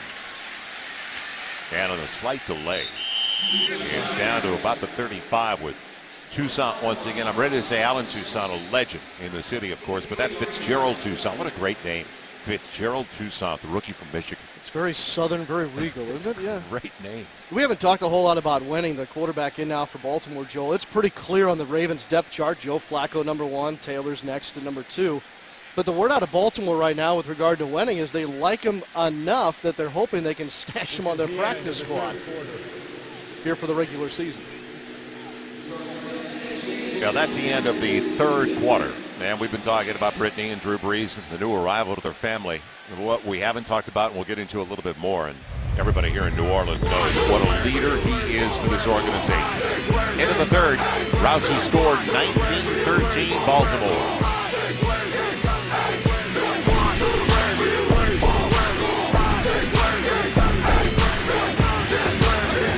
Weekend starts on Thursday in New Orleans, doesn't it? Welcome back once again to the Dome. We'll get to our slide on Memorial Hospital numbers through 3. Time for Wenning, and he's got Campanaro who's with a flag on the play. Normally a holding call where it was thrown. And let's see if it is a holding call. Illegal use of hands to the face, number 77. Offense, 10-yard penalty, remains third down. Call it on the lineman Ryan Jensen out of Colorado State Pueblo in his second season. You can see right here, he's lined up at left guard. This is a point of emphasis. You talk about the DBs and wide receivers and what they're doing with the physical contact past the 5-yard mark. And for the offensive and defensive line, where are they looking? They're looking for hands to the face. 6'4", 306, his hands as big as a catcher's mitt. Be hard to miss that penalty. That's the 10th for 76 yards, so a bright spot for the Saints. Only 1 mark-off tonight for 5 yards. So we talked about the sputtering offense, but they haven't hurt themselves with flags. No, it's coming other ways. It's just been inefficiency on offense, and I'm actually surprised with the game being as close as it is. With you look at the statistics, they're pretty one-sided, and it's still within 1 touchdown for the lead for the New Orleans Saints. Our fourth quarter is all brought to you by Home Builders Self-Insurers Fund as we continue at the Mercedes-Benz Superdome in New Orleans. And failing on third down. Wenning misfiring had the receivers, so a stop for the Saints, and the failure in the red zone and deep in Saints territory has afforded the Saints the opportunity. Well, only down 6. It's just ended up in field goal after field goal, but once again, you look at the stats and they're so one-sided. It's surprising that it's within 6 points, and there's a Hawkins punt. put it on the ground. Let's see if he got it back, and he did. So Hawkins on the fair catch, put it down on the ground, but he got it back, fortunately. So the Saints will have it when we return. Inside of a minute left, and actually it was Cadet back there on the punt. A window whirl. Well, Peyton Manning talking about his taunting fine, money well spent, and that's rare for him. When he does lose his cool, get back to the other one in a moment. An interesting scenario. From the 13, Ryan Griffin, and the Saints get it back. The Jet back on the punt, held on to the football. And now Strozer grabbed by the face mask, or was it? Okay, got him by the jersey, up front. And back to the headline, how about this? Adrian Peterson telling Jerry Jones he wants to play for the Cowboys. That's bizarre. That is an amazing story. When do you ever hear about a player, a marquee player of Adrian Peterson's caliber, telling an owner of a competitor that he wants to play for their team? That's a shocking story all the way around. When a player's under contract, you've never heard of it. That's strange. It'll be second and long. Griffin of the crossing route. Two. We already saw him grab one. He's put down in a hurry, short of the 19 and around the 18-yard line. How does that scenario even play out, Joel? I mean, you just call an owner of another team. I just don't understand how that one even comes to fruition. How does the league deal with it? Well, they're gonna. I think there's talk of tampering charges, but it's. Like I said, it's in reverse. I guess if a player or another coach under contract tries to contact you, you have to, I guess, deny the phone call. Is that how it works? You can't talk about it. It was thrown behind the intended target. Trying to get it out there. And they haven't really gone in the direction of Shontavious Jones, who hasn't been on the field all that much, but in the second half has, the rookie from Valdosta State. And it was Derek Cox, who's just recently been added to the Ravens, who almost took it away.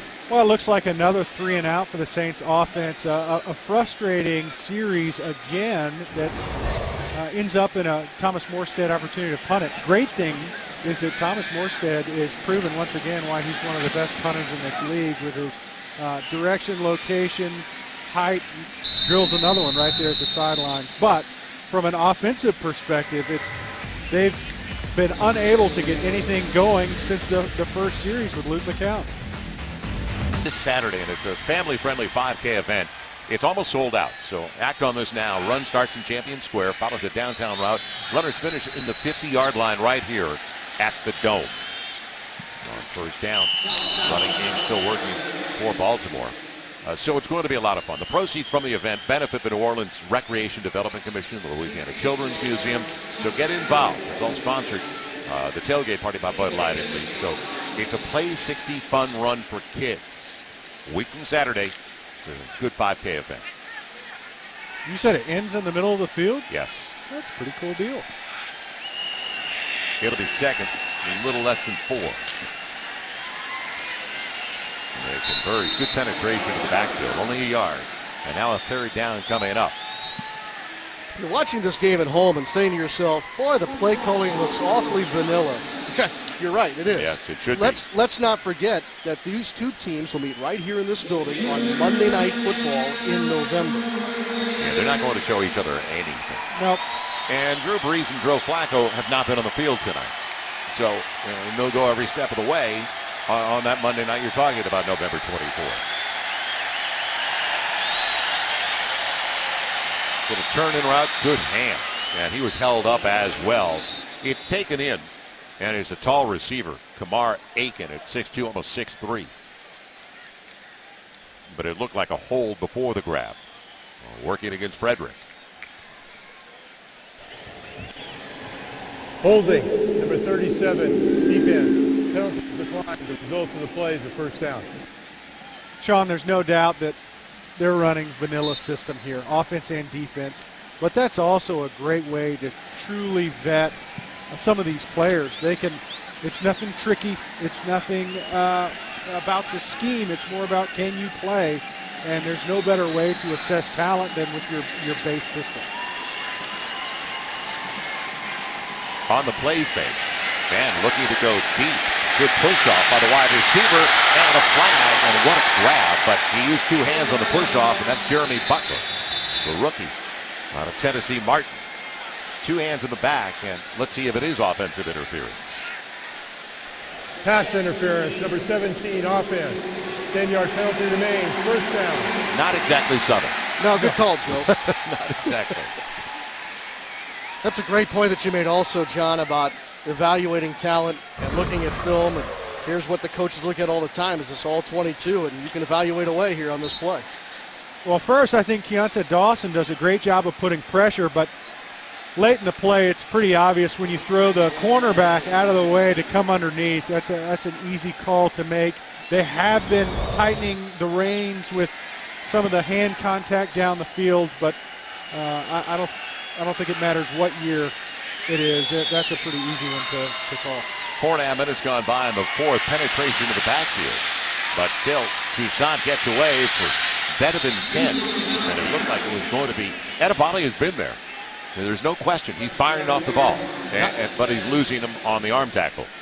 If you look at this play, it's all contingent on this left tackle right here. He's going to throw the defensive end up the field and then get to the second level. You're banking on the defensive end playing himself up the field and out of position. Right. You don't even account for him. You don't block him, so you gain a blocker that way, and you're able to get to the edge. Let him run himself out of the play. That's it. It's Indianapolis Colts have used that play for a number of years. 14 carries for Toussaint for 97 yards. And over 100 now with that carry, as he's got a first down inside the Saints 38 to the 37. Our closed captioning for tonight's matchup provided by Louisiana Cats. So inside of 10 to play with the clock moving. It's been consistent, the ground game, whether Toussaint or Taliaferro, who is the starter tonight, their 4th round pick. But you couldn't tell between the two because they both picked up chunks. It's either a great job of the Baltimore Ravens running the football or a poor job tonight of the New Orleans Saints being able to stop the run. But every drive that hasn't ended in penalties has been carried by this run game for the Baltimore Ravens. Not much that time. Baltimore, through their first 3 preseason games, and it's been a point of emphasis. They were awful last year on the ground. 157 yards a game over the first 3. So, as you mentioned, they're just powering it. There's nothing fancy about it. No, game 4s are pretty notorious for having a high rush count, but for the Ravens, it seems to be a recipe for success. Tonight, at least. Taliaferro got only 2. Toussaint takes over. Out of the play fake, Wenning. It's his tight end. Big yardage for first down. And it's Gilmore out of Colorado State, a 3rd round pick. First team All Mountain West last year. At 6'6", 250. Good size. This is what sets up, it's the run game that sets up a play like this. You're able to bootleg the quarterback, and a tight end leaks out late into space. All contingent on successful run attempts, which Baltimore has had tonight, and it opens up. Well, how many times have we seen this play? Quarterback bootlegs out and finds a tight end underneath. So that's all hinging on the fact that the run game's being so successful for it. Nothing that time in the run game. Toussaint has dropped for no gain. Wenning, by the way, is 7 of 11, and you brought him out of Ball State. And this is a guy who left Ball State as our all-time leader in passing yards, completions, TD passes. Young man from Coldwater, Ohio, and he's the pocket passer. He's a 6th round pick, so you have the opposites. Taylor, who's really good out on the edge as a running quarterback and a great athlete, and then Wenning, who looks like your pure pocket guy. You mentioned Taylor out of Virginia Tech. Does he remind you of anybody else from Virginia Tech that Not relied on his legs early in his career? But he's a righty. That's true. Michael Vick was the opposite side. You're right. But boy, do they both have wheels. Batted in the air and grabbed by Campanaro. Boy, he's been around the ball all night, hasn't he, Campanaro? He has. It starts out. It's a great play by Dixon, making a play to break up the pass, and it just ends up in the wrong hands for the New Orleans Saints. But Dixon right here, you can see in your screen, he's able to break up the pass just outside of the extended arms of Todd Davis right there into Campanero's waiting arms. So unfortunate to not get a turnover right there for the New Orleans Saints defense. Well, it'd be great for Davis to haul that in. He's one of those 10 undrafted rookies that are left on the roster to have a moment like that here in this 4th preseason game. Campanaro, I'll tell you what, Joel, between the way he played last week against the Redskins and now what he's done tonight, what do you say, 7th round for him? Yeah, 7th round, 5'9", 185 plus. He's bringing everything back. Punts, kicks. He'll sleep well tonight. Chance to make the squad. It's hard to believe it's only a 6-point lead for Baltimore because they have held on to the football. The Saints app, it's free, and it's all presented by Verizon. Download it now, the schedule, the standings, all the numbers, everything you want. It's on the Saints app. It's third, a little less than a yard. And that second extra effort. Taliaferro, Big South Offensive Player of the Year out of Coastal Carolina, has got a first and goal situation down to the 3 for Baltimore. And I bring it up because Baltimore has outgained the Saints tonight, 436 yards to 170. So when you look at the scoreboard, Saints have held their own because they've made them stall in the red zone. That seems to be the only stat where they're competitive right now is the scoreboard itself, because those total yards are completely one-sided. And tough, Stinch, we talk about making evaluations. Tough to make evaluations offensively with only 31 snaps. 72 plays for Baltimore, 31 for the Saints. That's the total you usually have in one half, maybe more. So to have only 5 minutes left in the game and you've only run 31 offensive plays is an indication of a number of 3-and-outs, some 5-play drives. It's not really effective for the New Orleans Saints offense. Saints schedule brought to you by Cox. It all starts at Atlanta. Back-to-back road games at Atlanta and at Cleveland. That first one's big. In-conference rival. They're coming off a pretty rough year. It's a statement game for the NFC South division for both teams as to whether Atlanta Falcons can rally after a really poor year, or New Orleans Saints can show their dominance of a division that they've held captive for a number of years. First and goal at the 3. And pushing him back, the running back Toussaint got to about the 2. It'll be second and goal from there. Deontay Dawson pushing him back, gang tackling. Well, that's what it takes in this goal line situation. You got 3 yards, it takes more than one body, and it's usually just a mosh pit, and the closest thing you're going to see to a rugby pile on the field. So that's a good job. But Dawson's a guy that's been able to make some plays. He probably hasn't shown up statistically, but he's been able to get some good push and pressure on the quarterback. Again, maybe a half a yard. This time Taliaferro. It'll be third and goal. Go back to the schedule just a minute, guys. You talk about the Atlanta game and what it means in the division, state, and everything else. I'd like the fact that if the Saints can go on the road and win that game, I don't think there's any reason why we shouldn't think that the Saints will be 5-0 going into the bye in early October, even with just one home game in September. Well, and we'll get ready for third and goal. I want to get to that point because of what happened the last 2 years, 3-5 on the road. To make a statement early on the road that you're going to have a winning record away from the dome, where you've been perfect the last 2 years. It'll be third and goal from outside the 1. Dan Wenning flagged down in the play. He's got his running back for the score, Taliaferro. Let's see if it stands up. Illegal formation, offense. The offense presented an illegal formation prior to the snap. 5-yard penalty remains third down. Well, aside from this alignment, this is the same play call that the Baltimore Ravens have been effective in this passing game, is play action rollouts, and nobody has that running back. The man coverage just is non-existent. So very fortunate for this New Orleans Saints defense to get that 5-yard penalty to move the Baltimore Ravens back. Maybe not enough men on the line for them. There's a potential there for the illegal formation. Third and goal outside of the 6. And Wenning with a ton of time finally flushed out. Dan in the end zone, yes. Came back to get it. Touchdown.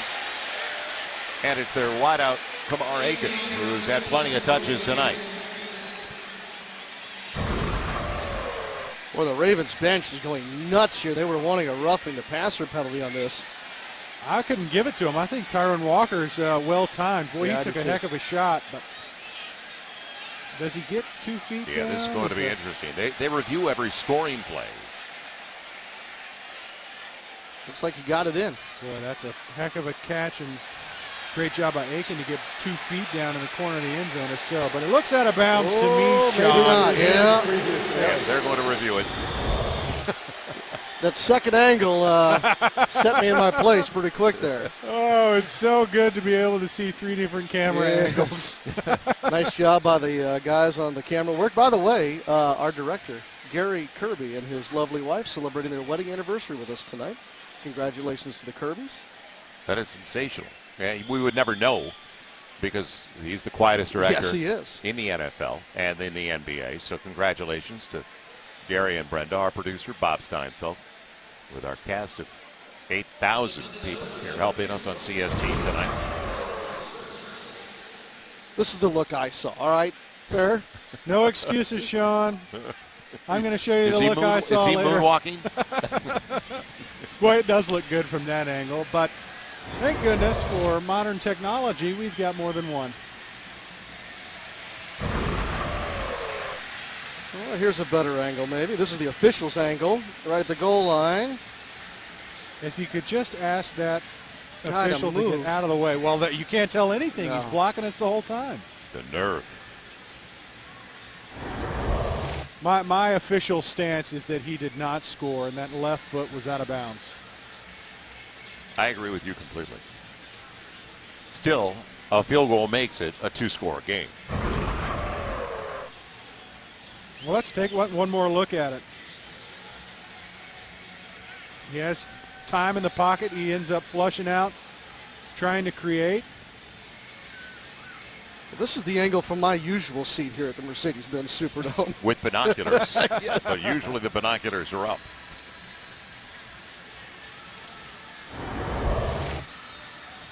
Our referee, Pete Morelli, with the verdict. After reviewing the play, the pass is incomplete. The receiver stepped out of bounds and did not reestablish. When he touched the ball, he's considered an out-of-bounds player. 4th down. Justin Tucker on the field for another field goal try. Ball be placed on the 4-yard line. This is the angle Stinch On the likes ball right here. I think this is the clearest way to see it. You can see that Left left foot foot's out. Left toe. clearly Yep. lands out of bounds. Joel, do you think that the fact that they've gone now to this new replay system at the central location in New York has quickened the No. pace of reviews? Not at all. Okay. Why are they in a hood to begin with if they have people in New York watching? Well, that's the NHL way. And It's just everybody skate now over, has right. got the microphones so they can communicate to expedite the process, hopefully. Right.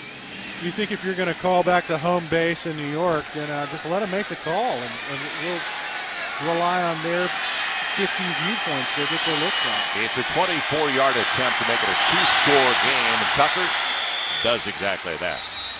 So Tucker is now 5 for 5 on the evening after going 38 of 41 last year that included a 61-yarder. That was his sandwich. 9-point lead for Baltimore. Time now for our banner play of the game. Make it a banner day, and it was on this 52-yard pass play.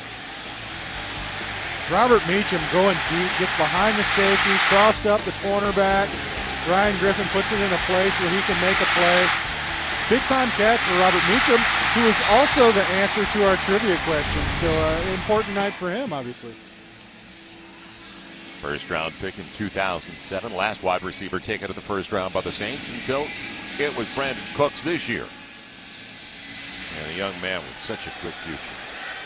20th overall, the Saints moved up in the draft to get Brandon Cooks. So Hawkins will stay in the end zone of the touchback.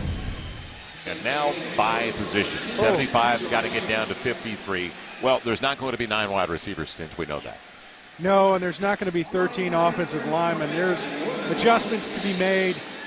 There's so many different ways you can go. Wide receiver, some of your cornerbacks and safeties, your linebackers, those guys are going to factor in special teams, and it's going to really depend on what the right ratio is. And I'll be honest, as a player, I could never judge and guess as to what Mickey Loomis and Sean Payton were going to, direction they were going to go, and it's this year's along those same lines. I would imagine you get one back from the special teams. If you're wondering what that is, that's your deep snapper, punter, and the 2 kickers. I think you're only going to carry the 1 kicker. So you get one back there. We talked about the wide receivers, how tough that decision is going to be. defensive back, has proven to be deep. Some of the cuts we saw on Tuesday prove that the Saints seem to be comfortable with linebackers, and their number and who they have. So, look, it's a job that I don't envy at all. First down by the Saints, brought to you by Sunshine Media. We just saw back-to-back catches as we look at that with the wide receivers by Shontavious Jones, and that last one by 6'6" Brandon Coleman. And in the flat, Derek Schroeder, the running back, and he's got a first down. So it's interesting because can you slip through certain guys, and we'll go downstairs in a minute, but can you slip certain guys through? And that's the difficult part of it when you get 6 wide receivers, basically. That's usually the number. As we check in with John DeShazer. JD? Hey, Joe, I think I'll be interested in seeing what the Saints do at linebacker for this specific reason. Because Kenny Vaccaro can drop into the box and Raphael Bush can drop into the box, and they'll start a lot of times in those 3 safety sets. It will be interesting to see how many linebackers the Saints keep as opposed to safeties. They might keep an extra safety as opposed to an extra linebacker. I can absolutely see them adding a position for the safety group, just with the way that Rob Ryan runs those 3 safety sets and the dimension that they can add to special teams. But linebackers are such your core units on punt and punt return that you can always hold a couple extra bodies in those position groups. We'll come right back, wrap up the preseason for Ryan Griffin and the Saints with a minute 57 player of the game, and he showed up a lot tonight. Give him credit. He batted down 3 balls, in fact. Ty Run Walker, 3rd year out of Tulsa. Guy, again, kind of the MO around here lately. He was not drafted. Yes, and for a D lineman to make the impact that he had, despite the fact that they've allowed so many rushing yards, he showed up big. That goal line stand, the 3 batted passes, the shot on the quarterback. It's kind of surprising to give it to a D lineman when they allow so many rushing yards, but as much as he changed the passing game with his 3 batted passes, we'll give it to the man. Well, I think that 2 of those pass deflections caused the Ravens to go for field goals as opposed for touchdowns in the red zone tonight. It's been 41-17 in time of possession. That's how much Baltimore's controlled the football. The tight end's there. Hill can't hang on. He bobbled it, and it got away once he took the pop. Good throw, though, by Ryan Griffin. Great ball. It's 2 go routes, side by side. Hill's lined up as the tight end, and Griffin puts it in a position for him to make a play. And like you said, Joel, that bobble right there cost the reception, allows the safety time to get over and just disrupt the pass. But well-placed ball by Griffin. Brendan Trayworth made him pay, the safety you're talking about. Hill's in the conversation. Do you hold with 2 tight ends with Graham and Watson, or do you add Hill and use him as extensively as you did on special teams a year ago? I think it'd be hard-pressed to let Hill go. He's shown that he's capable both in the run game and pass game. John Simon, who has been all over the place, and I tend to think that you have to have 3 tight ends when you break it down by specifics. Now, final thoughts on the preseason for the guys downstairs who have helped us every step of the way. Mike. Joel, looking back at this preseason, a lot of positive. The emergence of Brandon Cooks on offense, the improved confidence of Mark Ingram on defense. Sean Payton's never had a safety like Jarris Byrd to make those kind of plays. And looking at this roster, as you guys know, it's hard to find a weakness. And it's funny, the one area where you have a question mark is the other cornerback slot opposite Keenan Lewis. And the funny thing is, with all the question marks at that position, if Champ Bailey can emerge, boy, you have the reinforcements in Patrick Robinson and Corey White, who, as Sean knows, seeing practice every day up at Greenbrier. Those guys had a nice camp. So looking at this roster, my summary is it's hard to find a weakness. Back to you. All right, Mike Neighbors with our Window World sideline report.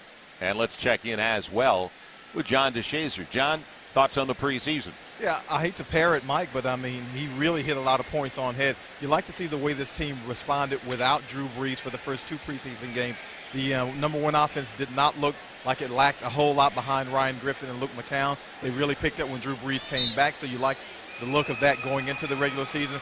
And the defense, the number 1 defense, struggled on a couple of early drives and a couple of early games, but they certainly turned it on against Indy in the game that really mattered. So you like the way the overall look is going into the regular season. This is a team that expects big things, and they played that way this preseason. And there's no question that this team is built to win right now. And there was, I think it was CBSSports.com, and I read a lot, obviously online, and right down the middle, it was either the Packers or the Saints in the Super Bowl for the NFC, and on the other side, it was either the Broncos or the Patriots for the AFC.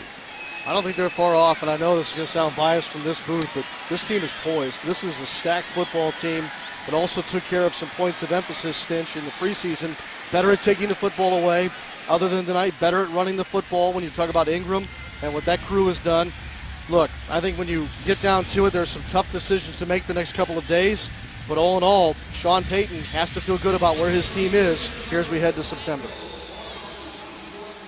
We'll take a quick timeout, come back to the Superdome, and get ready, don't forget, for our Saints coverage as we're going to head to the Louisiana Cat studio as well. Stay with us. Be back in a moment.